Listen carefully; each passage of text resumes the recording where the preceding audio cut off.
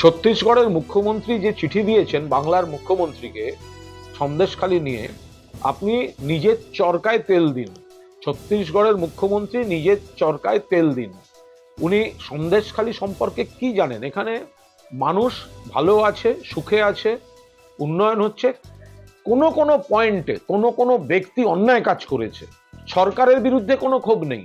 কোনো কোনো ব্যক্তি অন্যায় কাজ করেছে, সংবেদনশীল সরকার, মমতা বন্দ্যোপাধ্যায়ের সরকার, দল সরকার ব্যবস্থা নিচ্ছে। জমি ফেরত দেওয়া হচ্ছে, যেটা বাম জমানায় ভাবা যেত না।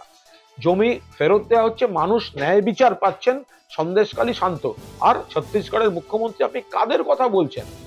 আপনার দলের নেতা শুভেন্দু অধিকারী আদিবাসী কন্যা, জঙ্গল কন্যা আমাদের মাননীয় মন্ত্রী বীরবা হাঁসদাকে জুতার নিচে থাকে বলে, জুতার নিচে থাকে।